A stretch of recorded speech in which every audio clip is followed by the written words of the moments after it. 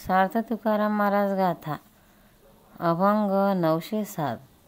ना बोलेशी करा वाचा उपाधीचा संबंध, ना बोलेशी करा वाचा उपाधीचा संबंध, एका तुमच्या नामाविन अवघाशी न कळतसे, एका तुमच्या नावाविन अवघाशी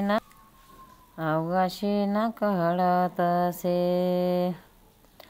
संकल्पाचे ओढी मना पाप पुण्य सवेची, संकल्पाचे ओढी मना पाप पुण्य सवेची, तुका म्हणे नारायणी पावेवानी विसावा, तुका म्हणे नारायणी पावेवानी विसावा।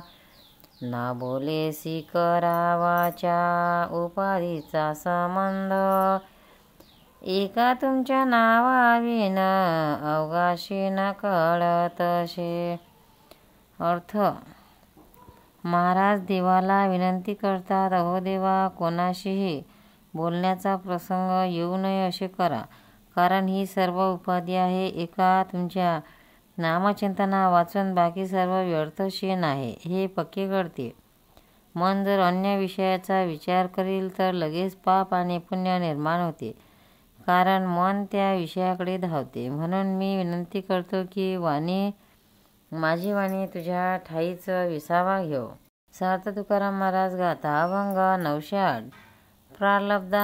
प्रारब्ध हाती जना सुखशी न पावसे, प्रारब्ध हाती जना सुखशी न पावसे, करिता घायाळाचा संग अंगे अंग माखावे, करिता घायाळाचा संग अंगे अंग माखावे, अविसांगी पीडावसे त्यागे असे बहु सुख, अविसांगी पीडावसे त्यागे असे बहु सुख, तुका म्हणे जीव भ्याला अवघा आला बाहेरी, तुका म्हणे जीव भ्याला अवघा आला बाहेरी, प्रारब्ध हाती जना सुखशी न पावसे, करिता घायाळाचा संग अंगे अंग माखावे।